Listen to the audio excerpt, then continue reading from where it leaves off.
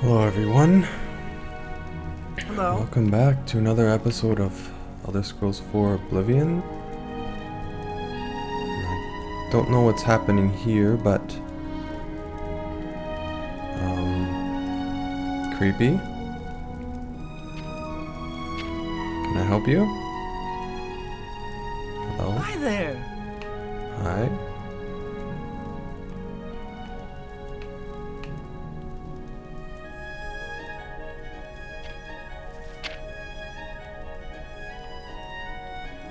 Cheydinhal is in your debt, friend. That Oblivion gate had us all living in fear. Oh yeah, I'm like a superstar or something. Close the gate. That's Falcar's responsibility. He takes it very seriously. Oh, alrighty. Good day.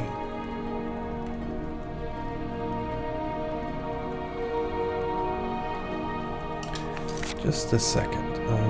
Okay, so let me begin my intro here. So here we are, we're in the Cheydinhal Mages Guild. Just a moment. If there's anything I can do, I am humbly at your service. There, just had to adjust my microphone. So we're in the Cheydinhal Mages Guild. We close the Cheydinhal Oblivion Gate. Would you? You're creeping me out. Hi there.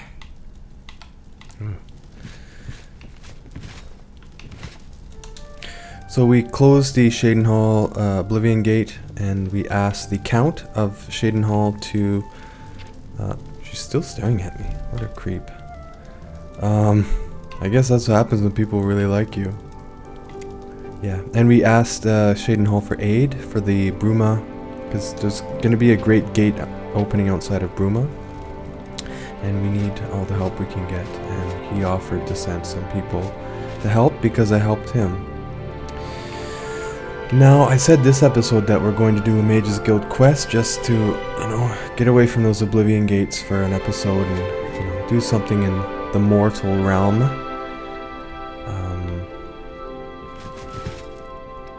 Hello. I'm Magician Orantor of the Mages Guild. I divide my time between the Cheydinhal Guild and my own private studies at Willowbank. Ooh. Tell me about a recommendation.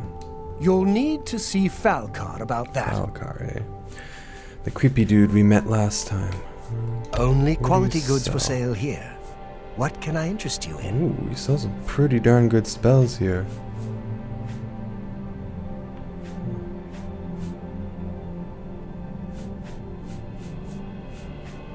Weight of the World, that sounds like an awesome spell. Burden 60 points for 30 seconds. Pack Mule list. This is useful. It's very useful. Maybe should I buy it now? Ooh, open hardlock. Average. Oh yeah. We need to level up a lot to get access to those. Lightning wall. Lightning shield. Light and load. You have anything like... Oh yeah, light and load. That's what I need. I need spells that...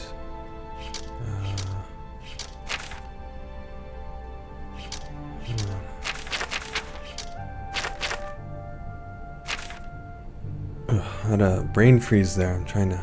Okay. Water breathing. That's good. Ease burden. Yeah, that's gonna come in handy. Good stuff. You'll see why. This quest is...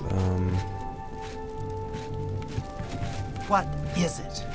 Have you noticed a change in the well water recently? It tastes strange to me. No doubt. Greetings, magician. Good afternoon. What's new with you? I heard there were some goblins around here recently. Talking to me, or are you creatures. talking to Goblins. her? Evil, foul-smelling little brutes. Why is everyone Bye. staring at me? You seem quite intriguing. Please, share your thoughts. Well met. I feel like I'm some sort of rock star or something. Everyone wants to come and see me. Anyway, enough fiddling around here. Let us get on with this quest. So let's find Falcar here. Ham. Alright, where's this creepy dude? Hello?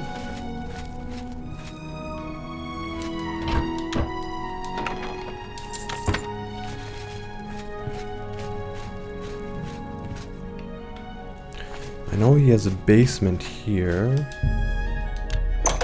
Maybe he's down here. Greetings to you. Oh, hello there. What is it, associate? Don't tell me you're here for a recommendation. Well, you're a grumpy one. Tell me more. He likes me. He's just naturally grumpy, I guess. Tell me, how do I get a recommendation, Falcar? Don't waste my time if you're not ready for this. Are you prepared to do what is necessary to gain a recommendation from me? Sure. Very well. We shall see how prepared you actually are. There was a particular ring of burden I was testing some time ago. Another stupid associate somehow got his hands on it and managed to misplace it. If I didn't know better, I'd say he purposely tossed it down the well behind the guild hall. Why he would do such a thing is beyond me. You will retrieve this ring for me. Should you manage to do so, I shall consider sending a recommendation to the university.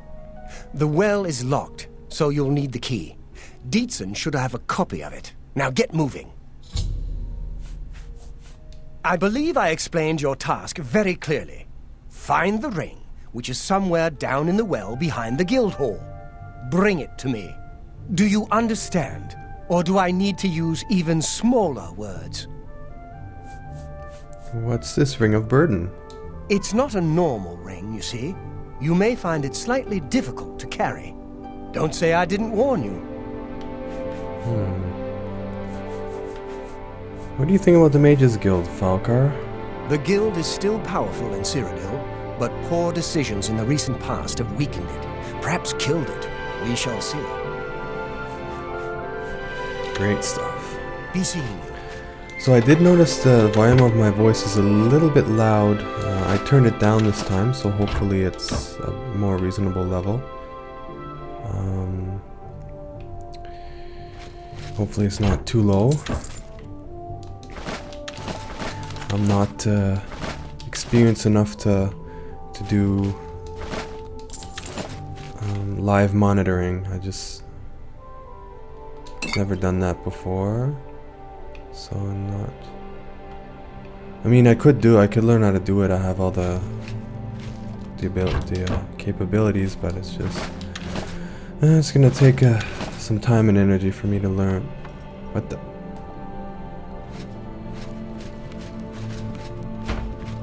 Jiggly!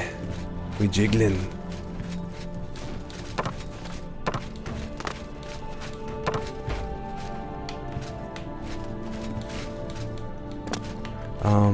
Yeah. So just before starting this recording here, okay, we are recording. I actually pre-ordered Starfield. I decided to just give me a moment here.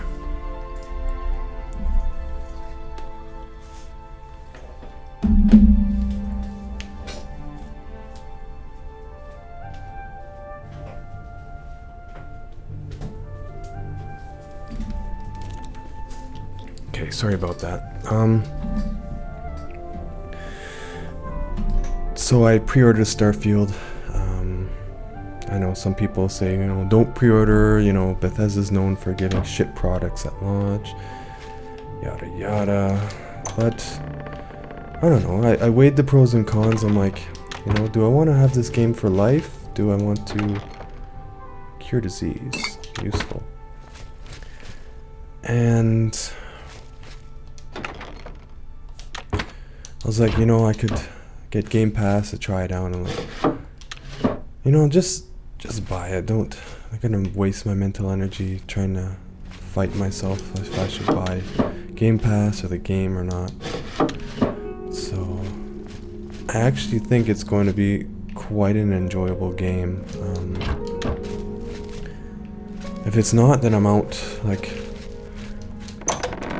Good evening. Thank goodness the gate is gone. I couldn't get a good night's sleep knowing it was Can I help you? hello, Your Dixon. reputation precedes you. Gate closer, scourge of Oblivion, hero of Kavach. Great. So I'm looking for this key, you see?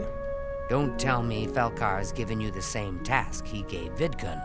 Oh, dear, I'd say more, but... Well, Falcar is the ranking member here, and I don't feel comfortable talking about him.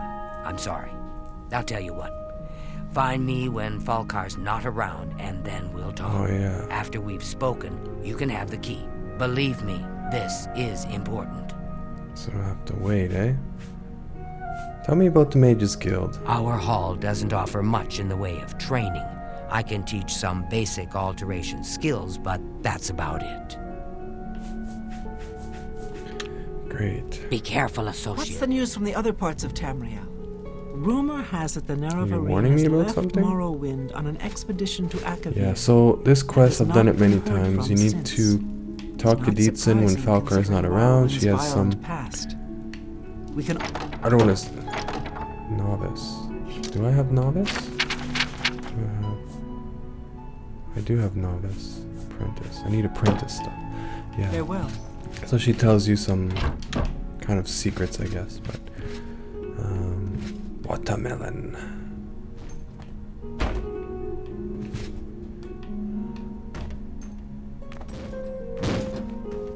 Oops. Supper served. Or not. Yeah, so I pre-ordered Starfield. Now they don't charge you right away, so I still have like 2 months to think about if I want to cancel the pre-order. So I mean, yeah. But I don't know. I'm gonna. So I got the premium edition, which allows you to have it like 5 days early access or whatever, and I am going to record my first hour or two of gameplay and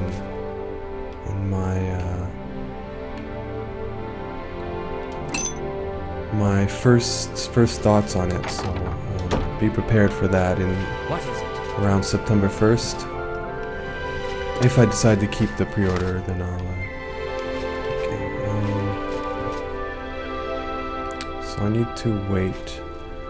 Let's wait here. What the?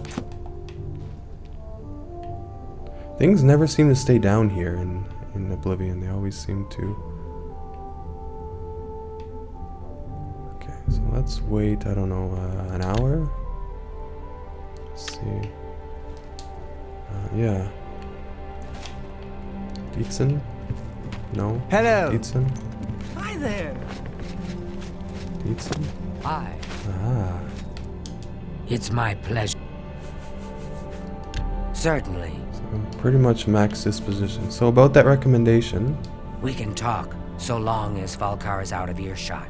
If I didn't know any better, I'd say he's trying to get you killed. Killed? He What? gave poor Vidkun the same task, and we never saw What do him you again. mean? I'm reasonably sure there's a connection, but I can't prove it. Do be careful. I'd hate to lose another useful associate.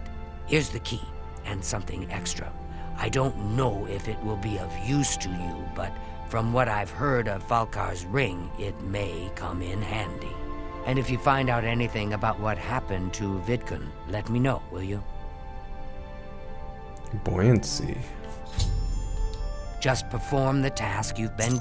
Excellent. Tell me about Vidkun. He was an associate, just like yourself. Perhaps not the brightest, but very eager. He was given his assignment from Falcar and disappeared. It's like he dropped out of existence. Dropped out of existence, No one knows eh? what happened, and Falcar won't say a word about it.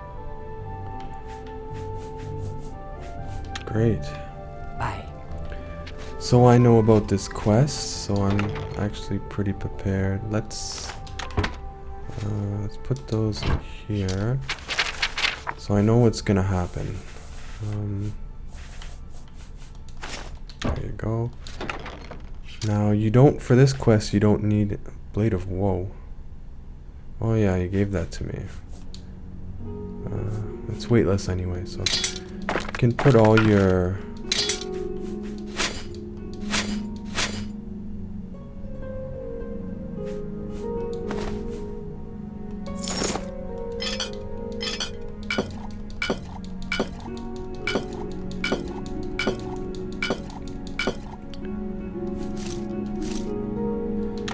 There, that should do. So what's this buoyancy spell? Oh dear. I'm looking a little... Maybe I can find some pants somewhere? Yeah, spells. Buoyancy. Water breathing feather. That's a basic spell. Is there pants somewhere I can find?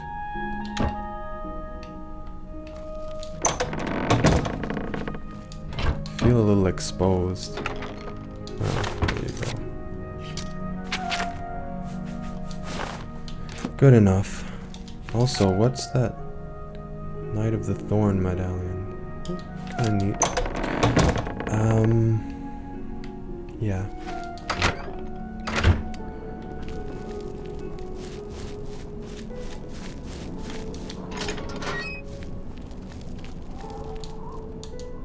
So let's save just in case. I think I'm pretty prepared for this, but bear with me as well. So what we'll need first off is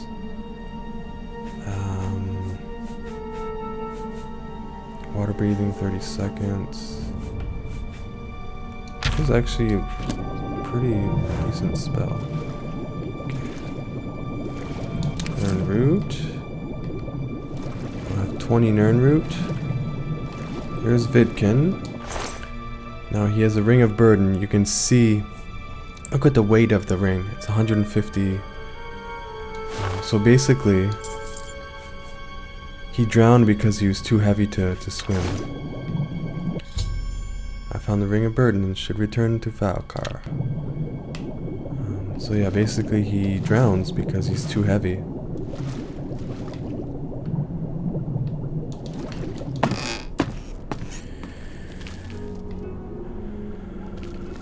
Why Falcar would make a ring of burden like that, I don't know, but...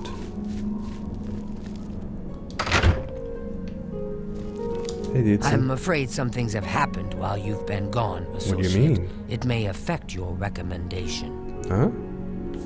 Tell me about that. I'll admit, it's my doing. I couldn't leave well enough alone, and after you'd left to go after that ring, well... I'm just so tired of the way we've all been treated by Falcar. I was worried about you and angry about Vidkun, so I confronted Falcar directly. He was furious when I told him I'd helped you, and then when I threatened to report him to the Council of Mages, I thought he was going to kill me.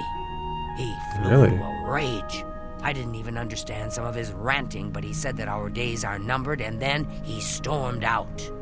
I don't know if he ever wrote your recommendation. I'm sorry. I didn't expect this to happen. Perhaps you should go look and see if he did write one. You should check his room in the living quarters. If you see the note or anything else unusual, let me know. I'll gladly send it to the council. Really? I found Vidkun, by the way. It's such a shame. He didn't deserve to die like that. And what about the Ring of Burden?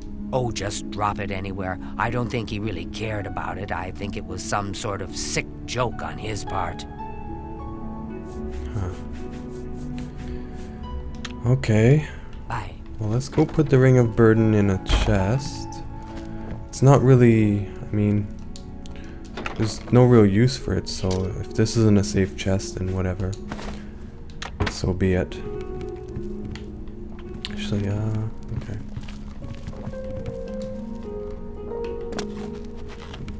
Ooh, so much lighter without all that equipment on.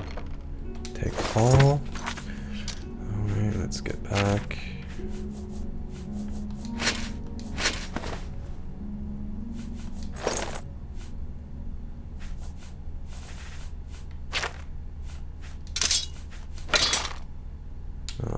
Re-equip. Oh yeah, we got Thornblade last time. This is a cool looking dagger though. It's kind of neat. And if you do the Dark Brotherhood quest, it gets a really, if you finish the Dark Brotherhood quest, it gets a really massive buff. There we go. So I need to look in his room downstairs.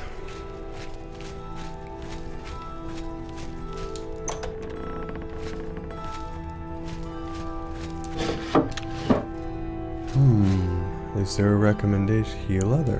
Oh, that'll be useful. Consume health. Is there a recommendation for me in here? Or maybe I'll find something else suspicious.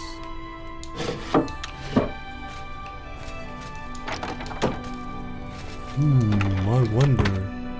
What is in this? Uh-oh, a locked drawer, eh?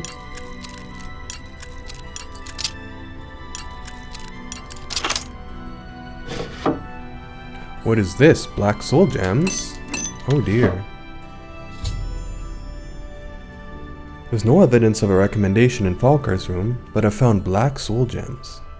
I should take them to Dietzen immediately. Alrighty. Let's close this accursed room. Go find Dietzen. Actually, let's put these pants back. Don't need them anymore. There we go. Dietzen, my dear, where did you go? How do you do? I have something to you that I need to show. What's this? Black soul gems? Yes, it is. Oh dear, this is worse than I'd expected. All right, I'll just take these from you. I'll need them for my report to the council. Now, you didn't find any sort of recommendation? Nope. Very well. I shall write one myself and include it in my report to the council. In light of the circumstances, I believe they'll find it more than adequate. Excellent. Heard any rumors? Half of the Council of Mages resigned when Traven took over the position of Archmage. Excellent. Let's see if we can... Training and alteration. Bye. So, black soul gems in this game. So, the Mages Guild prohibits capturing human souls. Hello? Prohibits capturing human souls in this game, and you cannot capture human souls with any regular gem. You need black soul gems. So that's what those are for. Black soul gems capture human souls.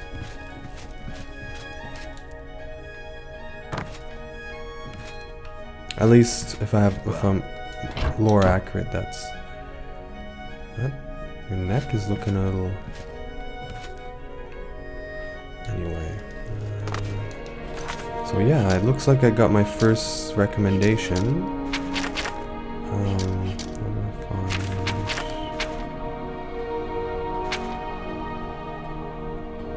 Great. So I think we're at like 30 minutes here. Well, 24. So I guess let's just continue on the main quest maybe? Or should we do another Mages Guild quest? I don't know. Is there any... let's do the main quest. So let's walk down the Leyawin. That'll probably take the rest of the... and continue with the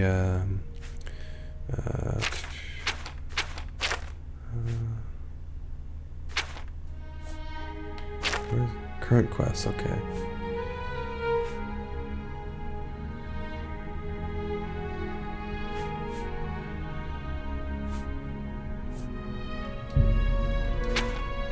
There we go. But first,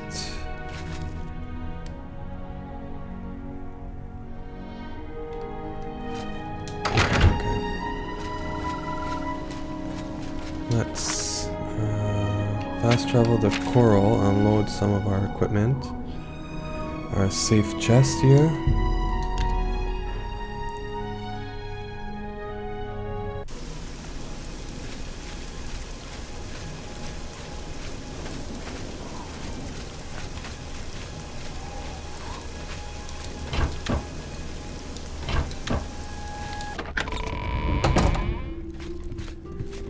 So I think we have 20 Nirnroot. Should be enough to do the other quest as well. And that's in Skingrad. So next time I visit Skingrad, I'll have to remember to... actually, we can check when you offload here. Oh, you can't get a Thornblade. Should we hang on to that? I don't know. Let's drop that for now. We don't need 2 of those. You drop 1 of those. Misfortune. Sell that. Installation. Sell a few of those. Let's drop everything here. No. Yeah, we have 20 Nirnroots, so we can bring that in. Anything? Frenzy, we could sell those.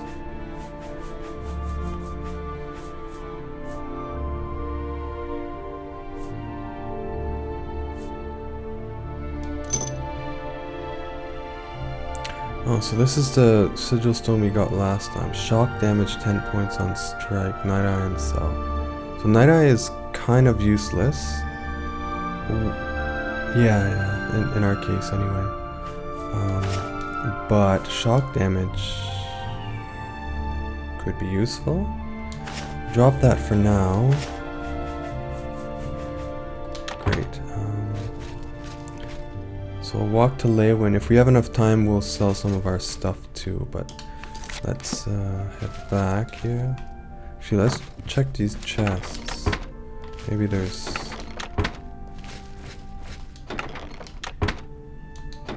nothing useful. Okay, let's continue on.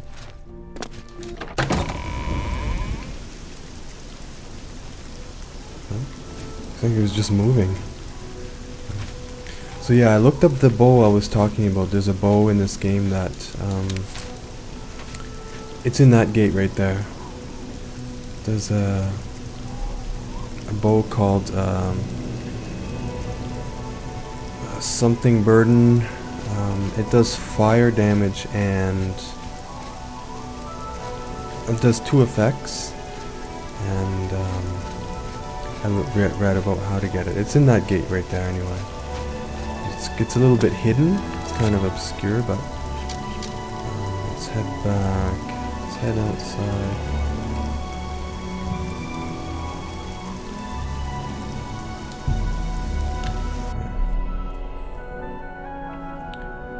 So mostly we just head southeast-ish.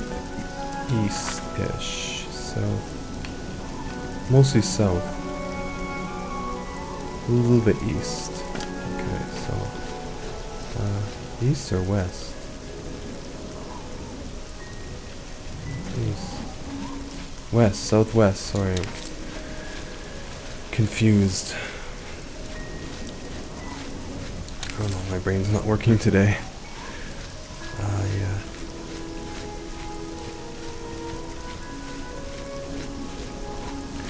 Yeah, so I was looking at the Starfield. The Starfield also has, they have like, I think most of them are sold out. They have like, it's like a $300 pack where you get like a watch and you get all the DLC and everything and the base game, and it's like, it's a collector's edition thing. It's pretty much all sold out now. But I don't really collect stuff like that. I'm not much of a collector of those kinds of things. I mean, I'm fine with digital editions. I was talking about, yeah, controller. There's a Starfield controller, a Starfield headset you can buy.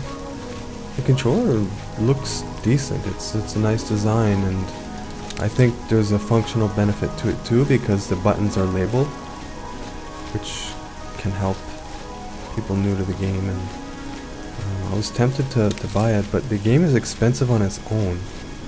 So I was thinking like I could buy the controller and maybe like a few months of Game Pass, and I'll try it out and have the controller, or you know, because it's like $150 for the for the special edition version, the premium version, and like it's pretty damn steep. I told myself I'd never pay that much for a game. Like to me, pardon me, like $50 is expensive for a game, and unless the game is excellent, I don't mind spending up to like $80, even maybe $90 for it.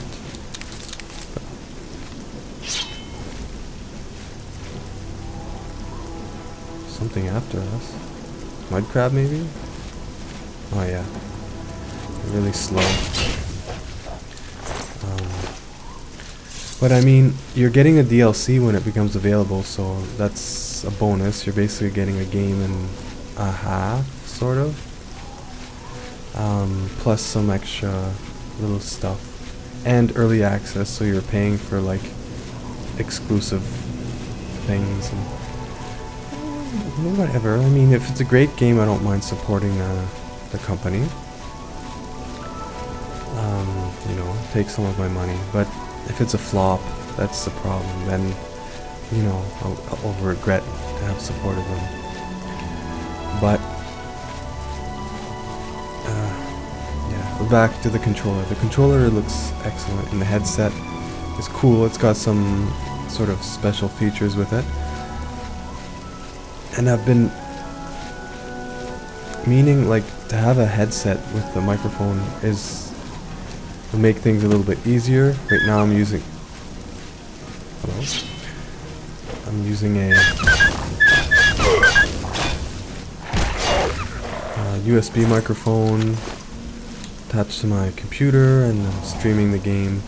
So I mean, if I can sort of have and I'm using a separate headset. I have a Sennheiser, an older version Sennheiser, but headset. But Sennheiser is excellent, and this is an excellent headset.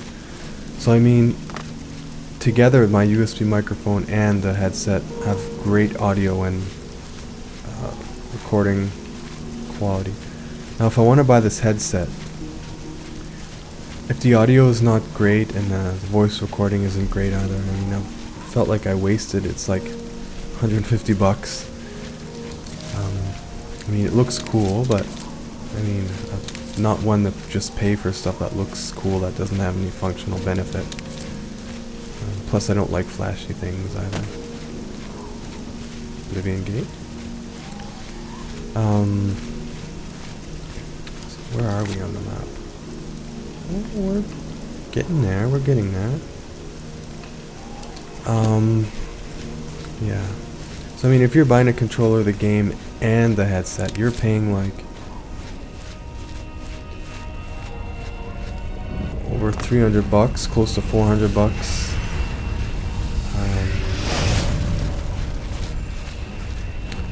So I mean, yikes. What I'm gonna do here is frost shield, yeah. So we're protected in case of a surprise frost attack. Yeah. So I mean, that's money. It's money, and I don't like to collect a whole lot of things. Like if I have 2 headsets and I have microphones and controllers, you know, I don't have a huge apartment with a lot of storage space. So like, where am I going to put this stuff? And you don't really need 2 controllers. It's more of a vanity thing.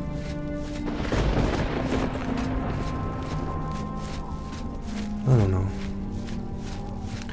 I feel like, almost like I'm being brainwashed. Like ever since I've seen the Starfield Direct, I feel like friends.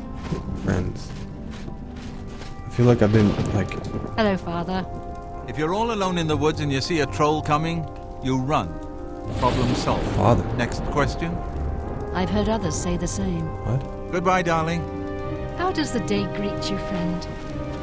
Hello. Welcome, traveler. We're all so worried about the goblins. Tell me about the goblins. Everything was going well. We had set up camp at Croxford, and it looked like Goblins thank attack. Ifra that Marissa was there. Without her, The Who's Marissa? My father hired her as a guide at an inn south of here. Good thing, too. She saved our lives and led us safely. I feel like there's a quest here.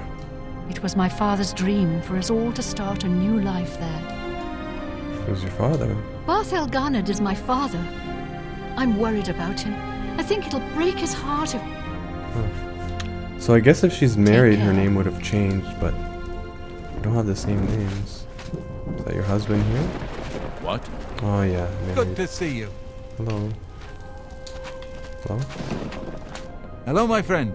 A word of Watch advice. for goblins. So I'm headed south. Tell me about Marissa. She's a wilderness guide we hired to lead our expedition to Cropsford. Saved our Saved- lives. Great. Tell me about the goblins. Watch out for them if you're heading north. We ran into goblin war parties northwest of here while starting to build a new settlement. My family and I are still trying to figure out what to do. We spent everything we... Say, do you think you could help Here's us? the quest. We need to get the goblins off our land, so we... Sure, I'll I had a good feeling about you, friend. You should talk to Marissa about the goblins. We plan to call it Cropsford. My daughter Kalia, her husband Aloys and I came all the way from High Rock to start a new... We have a charter from the county. Everything done official and by the book. I'm sure now that they knew all along that the hand was in goblin territory. But no matter. Who cares if a few Alright. You too. Yeah, I'm not in the mood to do that quest, so... You don't mind if I take your gold, eh? What's going? What? I understand Daedra worship has become increasingly prevalent in the Somerset Isles. Continue on here. I have no Seems so. interest in this quest. I'll get to Leyawin. Let's see, where are we here? Bridge. Yeah, so back to the Starfield hardware.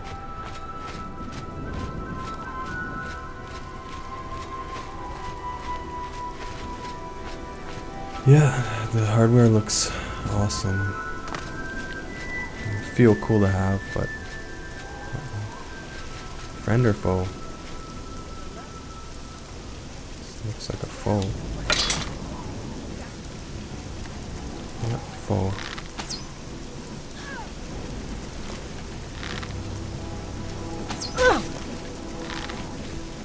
Come running at me with an axe like that, I'm gonna shoot ya.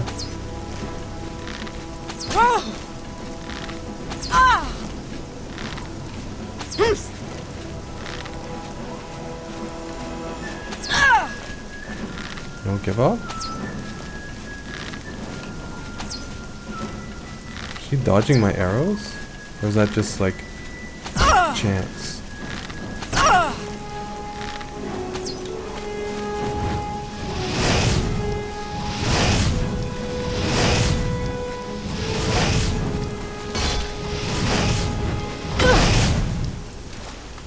Shouldn't have been running at me with an axe like that.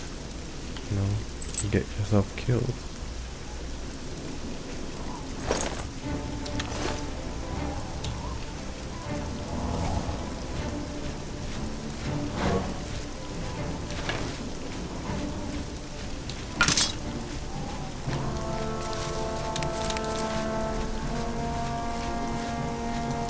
I know I've been talking about Starfield pretty much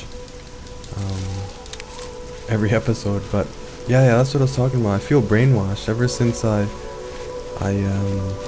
watched the direct.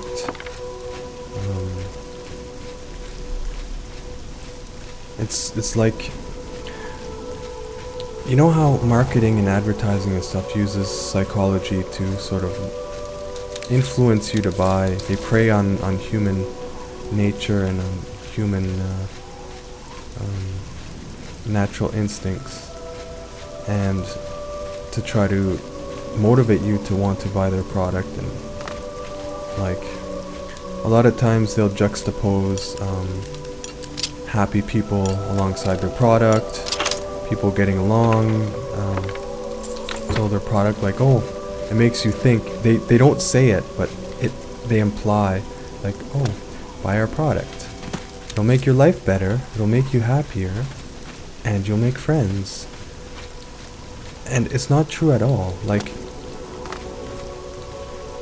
it's a psychological tactic that they use to influence you. Like, they'll imply stuff, like, and say things that aren't true, or opinions like, oh, we have the #1 product, and that's not a fact, that's an opinion.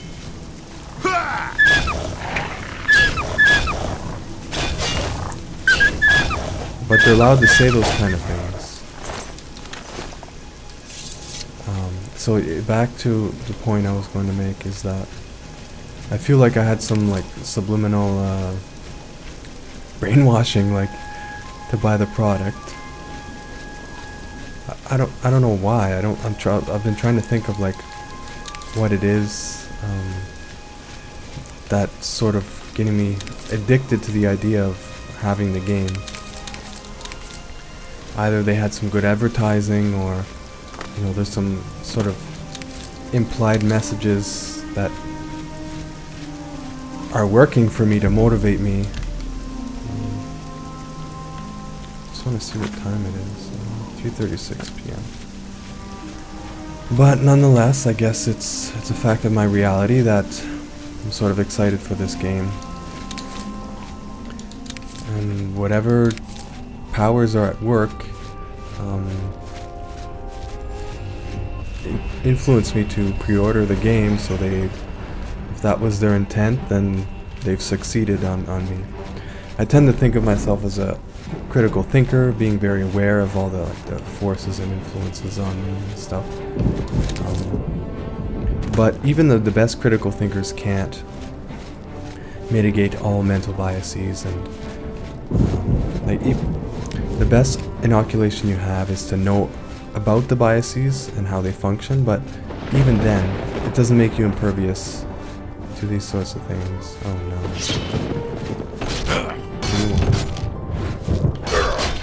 Now you will know pain. You will know pain. Die.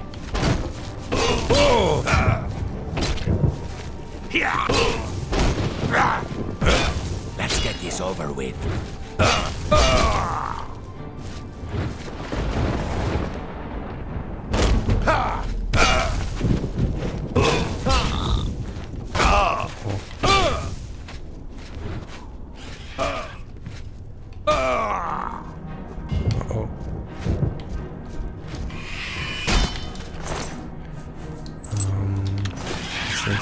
Get on here. Get on here.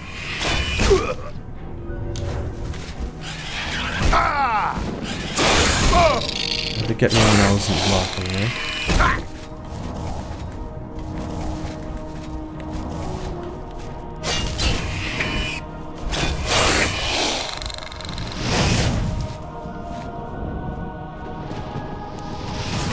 Yeah, that's the fact of the marketing and advertising world. It's all about, you know, how can we persuade the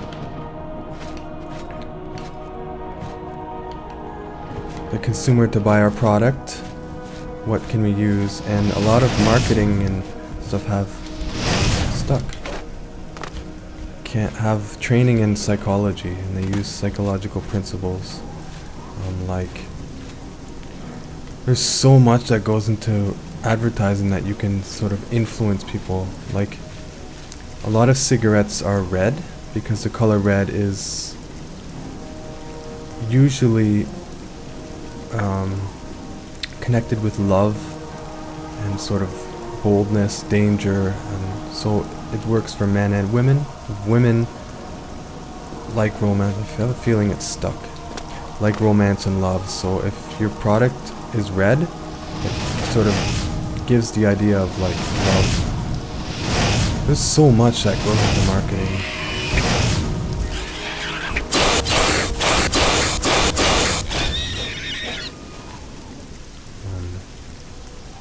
Got stuck in the ground there a little bit. But yeah, it's quite a place.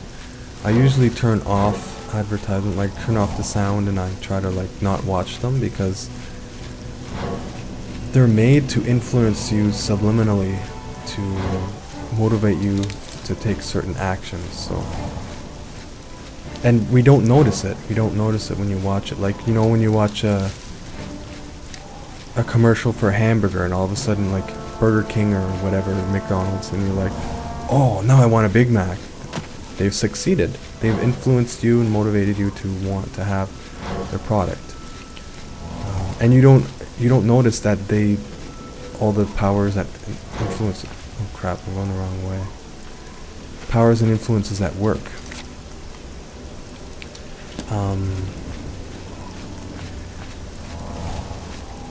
I hate advertising. I told myself I'd never work in marketing and advertising and business because it's like, how can we make profit at the expense of the consumer? Like, the consumer doesn't need our product, but we need to make them think that they need it. And I hate that so much. I find it's very dishonest. Even if it's like white lies, I still think it's a dishonest. Because they can get away with it because it's still the consumer's choice whether to actually buy the product or not. You're not coercing them. You're influencing them, but not coercing them. But I still think it's stupid. How? I did do some university studies in psychology and that, so that's why I understand these sorts of things. I actually studied in cognitive science. But, yeah. It's, pretty much hate the world the way it is. You know, our capitalist society, and I don't want to get all like cynical and seem like a dark cynic and all that, but you know, our capitalist society there's some pros to it, but I think it's worse off than it offers a stable way. You know, a democratic capitalist society offers a stable with some freedom, economical freedom, but yeah, capitalism makes life competitive, and it still exploits the worker, and it's those who what? Yeah, we don't need to put collision on our trees. Let's just put in the asset and leave it up to collision. Yeah, capitalism offers economic freedom, but at the expense of being very cutthroat, and you know, you need. I hear noises. It's those who can make profit that survive, and the others flounder. And in order to make profit, you know, you got to get really competitive and, you know, use these psychological tactics and exploit your workers. Like, you know, get a bunch of part-timers you don't need to pay a decent wage and have benefits and all that, rather than, you know, it's. You really want to die, don't you? Oh, it's annoying. Yeah. So I'm not going to get all political philosophy on you, but yeah, I did take a course in political philosophy, and I found it very enlightening. I usually don't like politics and that, but it's useful. Well, I wouldn't say it's terribly useful knowledge, but it's interesting and knowledge to the world, because, you know, cities have governments, and governments, you know, there's many different ways you can govern a polis or a city. Now, how you do this depends on, many of your base values and assumptions and your philosophies. Like, do we consider, people atomistic? Like, is each individual's rights more important than the whole of the community, and this and that founds your sort of philosophy of the politics that you use and the theories that you use. Well, I'm not boring you guys, but yeah, that's political philosophy in a nutshell. Yeah. And each different political regime, like democracy, socialism,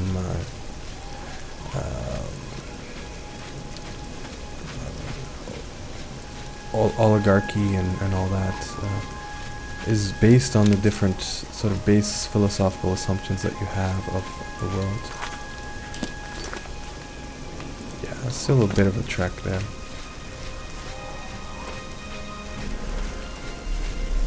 I can rant about philosophy for hours, but if all that is interesting to you,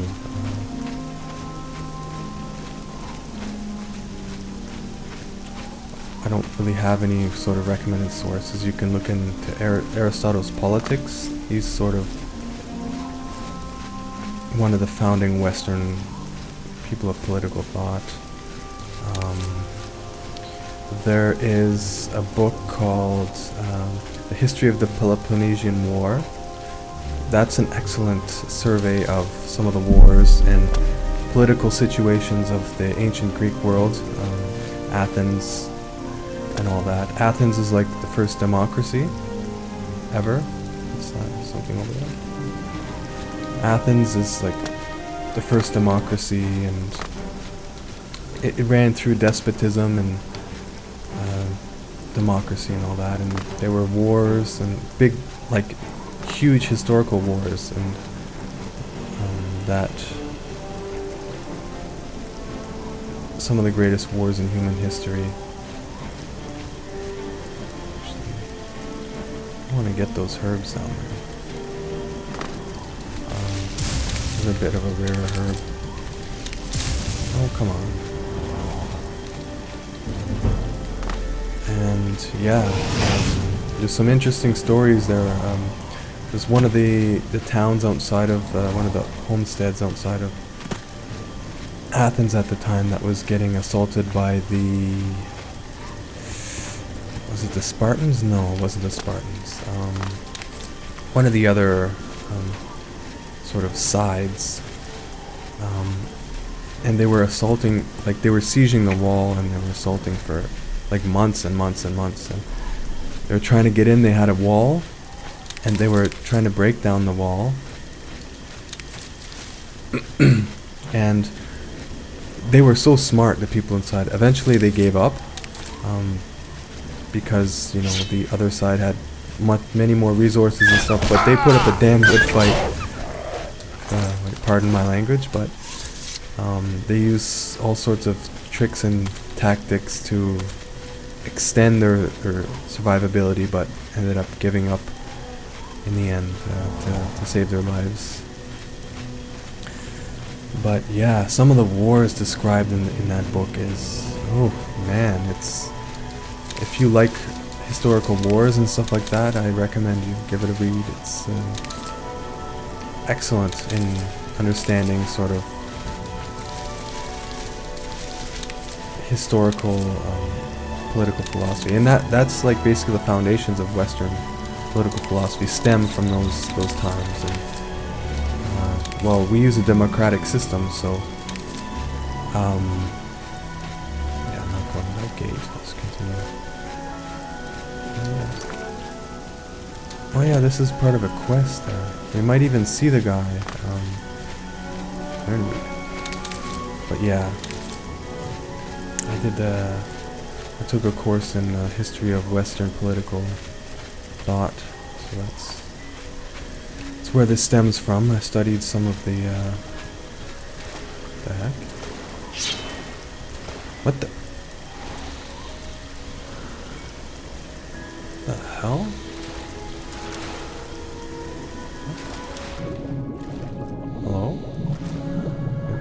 is gonna drown.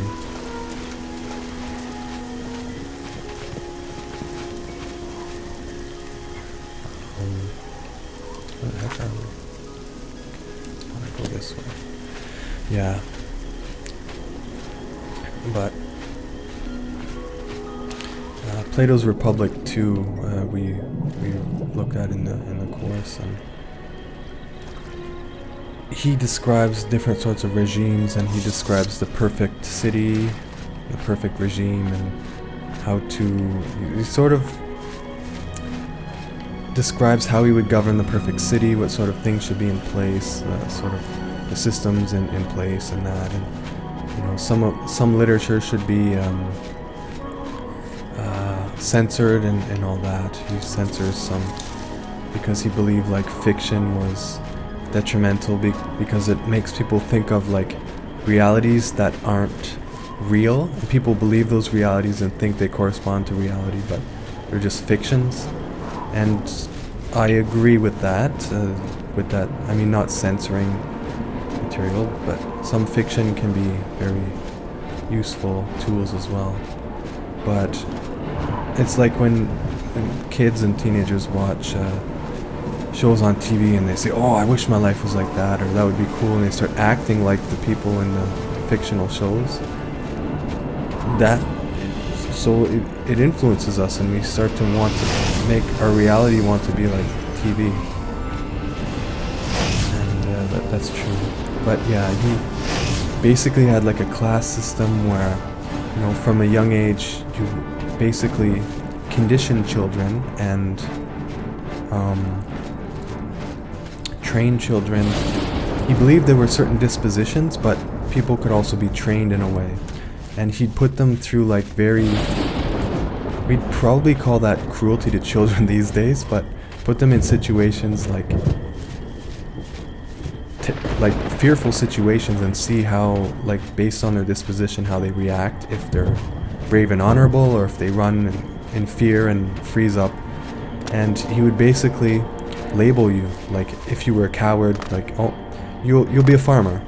If you were brave and, you know, and you learned studies and, you know, you had a philosophical mind, he'd say, okay, you're one of the guardians of the city, and the top of those became part of an oligarchy, what she called the philosopher kings that ruled the city. And yeah, he has a whole system in place now. A lot of scholars sort of critique his system, and, you know, but there are some insights we can pull from his book and his insights. And a lot of scholars and thinkers agree that most of Western society is a footnote to Plato. And it was Plato who wrote Plato's Republic. And it's true, a lot of the stories and myths and stuff that... Wait, what? Mara's milk? What do you... I thought it was gonna give me like some stuff, not a power. What do we have now? Restore health on target. Oh! Okay, that's useful. I'm glad I got that. Yeah. Like, I think it's called Gygas's Ring, is kind of like probably an influence for Lord of the Rings. It's basically you have this one ring of power, and it's sort of a story about human nature. Like, if you had a one ring of power that could make you invisible, you know, how would you use it? Would you be honest in its use, or would you sort of use it to steal and stuff? And this is sort of a discussion he does on justice and human nature, like what is justice and all that. But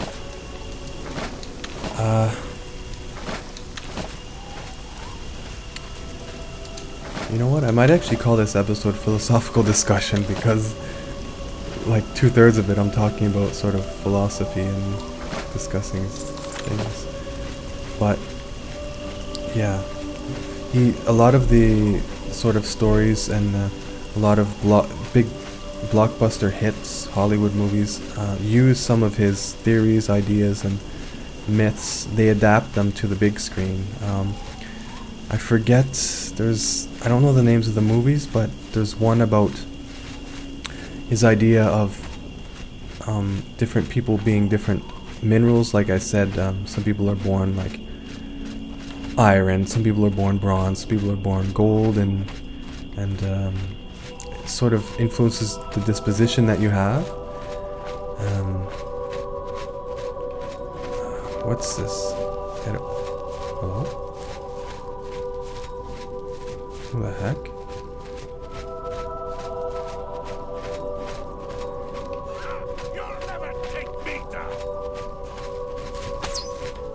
Oh, it's those Legion forces. They're a weird bunch.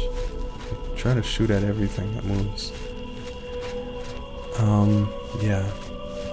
So, I mean, if you want to understand Western society, Plato was a huge influence on much of Western society. He influenced Christianity, many of our stories and ideas and concepts, and Plato,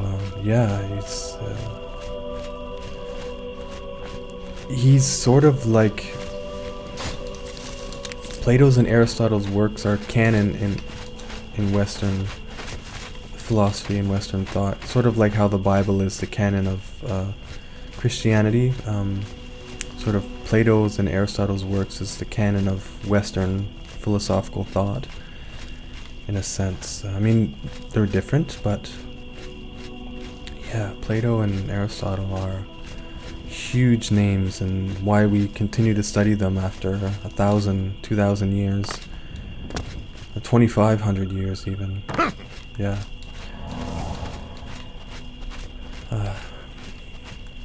So I mean, it might seem boring or outdated if you've never done philosophy or ancient Greek texts.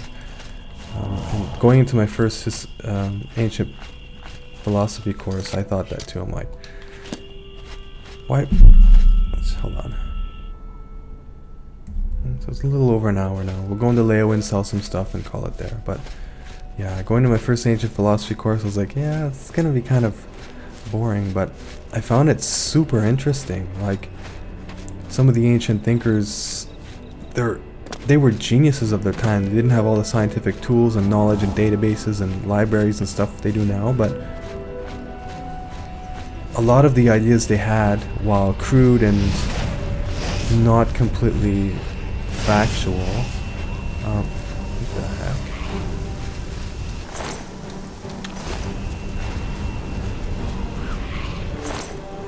Okay. Let's get some of this stuff to sell. Influence like Democritus and Leucippus are credited with founding atomic theory. They had their own atomic theory. While it's a lot different than what we see today, sort of the main brute ideas, like sort of everything can be broken down into elementary particles called atoms that make up everything, that indivisible elementary particles, sort of how they come together and interact. They sort of have different shapes, and the different shapes, they can make different combinations, sort of how we think of molecules today. Maybe I'll help a little bit.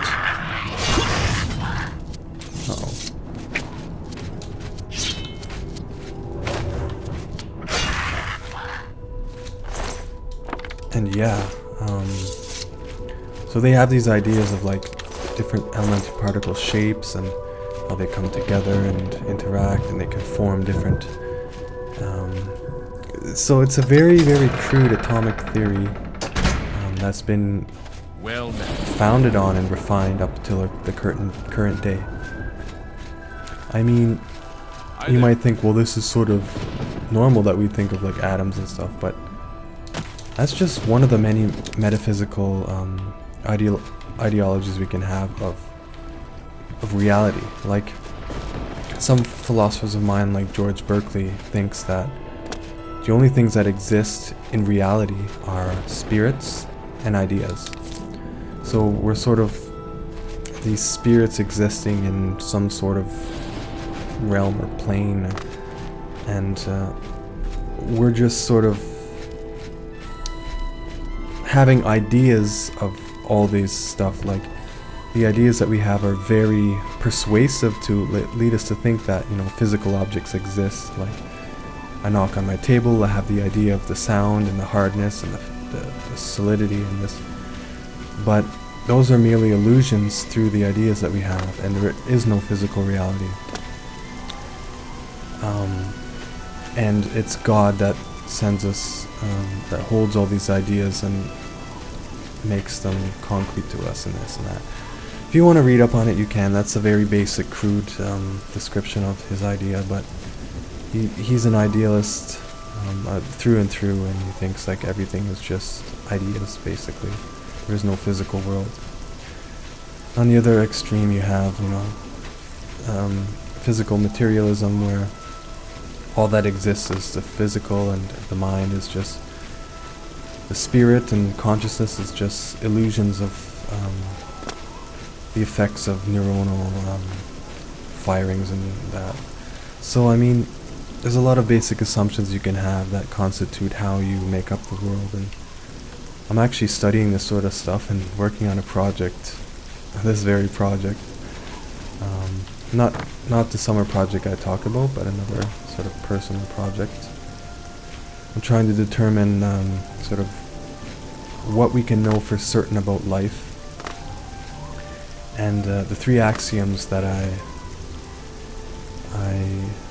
guess four, I'm sort of working on the fourth one, that we can know for certain is I exist, or we exist, however you want to say. Like, the fact that I can doubt, or the fact that I have experience at all, is constitute a certain undubitable claim that I exist.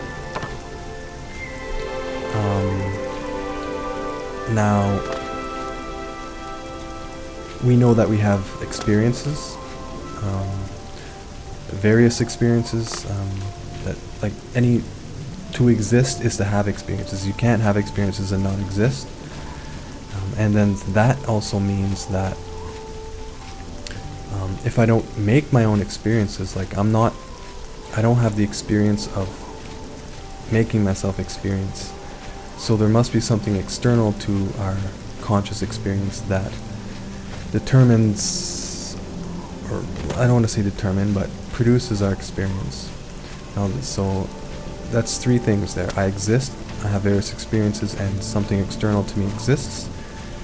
And so that also implies producer. Hello. My children will thank you. Good stuff. Blessings. So there's a producer and a receiver of experience, at least one of each. I'm receiving experiences. There has to be something producing or giving me experiences. Whether this is something alive and cognizant, or something material, I haven't gone that far to determine yet, but I think it's most likely intelligent. It has to be. And it can be all sorts of things. Maybe it's an evil demon, like René Descartes says. It could be God, or what we determine as a god. It could be an unconscious part of myself that produces my experiences, which is very unlikely. But now you might be thinking like, oh, well, this is all basic stuff. Why do you gotta think about this? It's useless. This is what we do in philosophy. If you want to have an epistemology or a sound framework for constituting the world, then you sort of have to break down to these elementary things to know what is for certain, part by part, bit by bit, true. It's sort of one of my major interests, is to figure this out. Now, another reason why, or another proof that I can have why this is important, is that even science has unfounded assumptions. They rely on assumptions that cannot and are not proven true. For instance, for science to work, which we take as our major epistemological and sort of source of facts, I'm not boring you here, but if you want to turn off, I'm pretty much going to end the episode here. So if this is boring for you, then you can quit. If not, you can sell a few things and then quit the episode. But yeah, so science has two basic unfounded assumptions. One, that an external world exists. We can't prove that is true. We can infer that it's most likely true, but it's not proven 100% true, so it might be a common sense assumption, and it may be true, but it's not certainly true. It's not 100% true. It cannot be proven. Now, for a store here. Here we go. Actually, let's go to the other place here. Now, the second assumption that science makes is, well, there's really three. There's another one that says we can, we need to observe the world, or our observations of the world correspond to how the world actually is, and we can know the world through observation. So, what I'm observing about the world is 100% of how I experience the world is 100% of how it really is.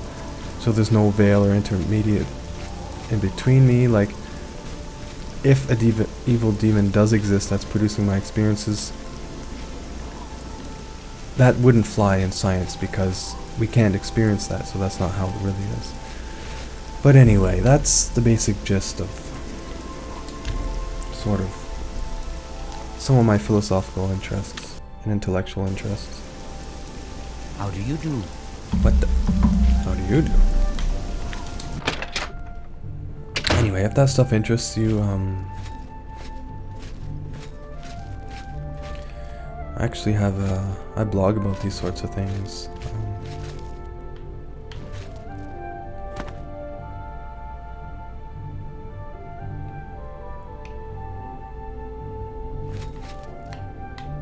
Okay, let's go. Gundala's guarantee. Just read up on different things.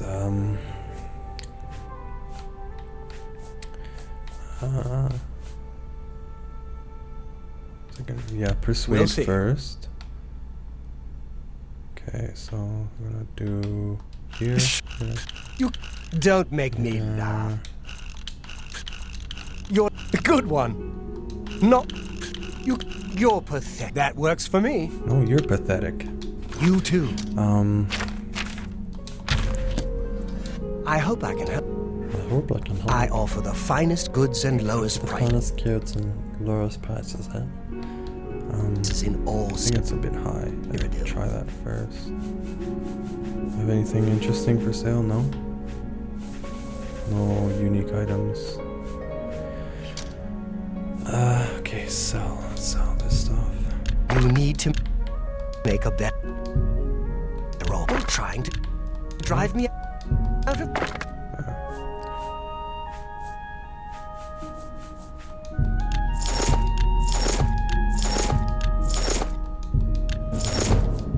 That's a good deal. I can sell skill up. Maybe I can. No deal. No, still no. Yeah. So that's me in a nutshell. Visibility. Yeah, we'll keep that. Separation. Sickness, weariness. An excellent bargain. Don't really need this. A fine transaction. Fortify endurance. Fortify fatigue. That's a good deal.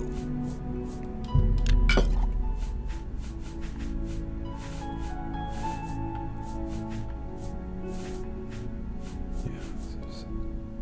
Let's get rid of this. Get rid of these. That seems a fair price.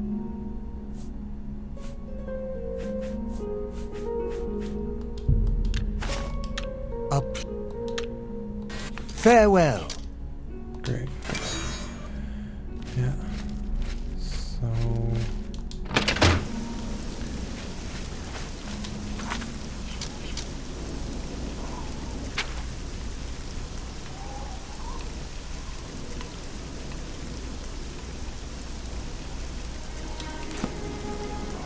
this way.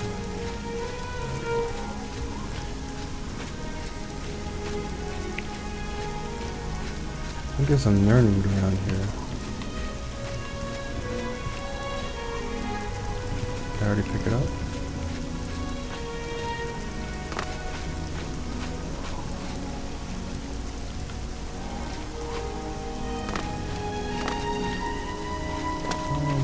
Actually, I think there's one hidden in the rocks over here. There it is.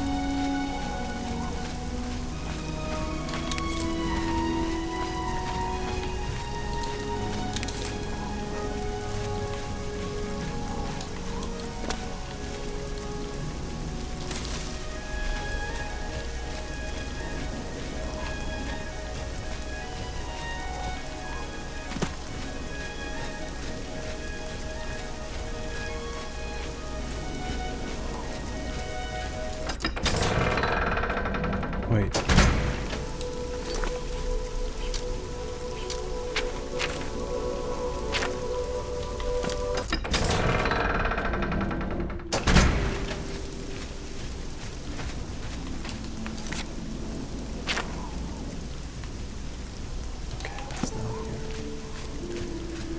Yeah.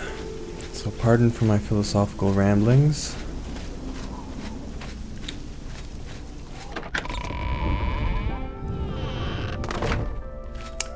Zoga the Orc. It's a quest related to them, but I don't want to bother with that. Go ahead. Good to see you.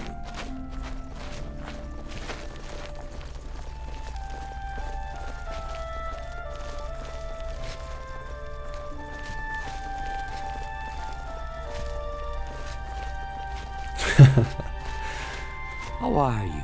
How are you? So here's where we'll end it. Got a round head. That looks like a boy. Got a baby face. Anyway, yeah, so I'll call it here.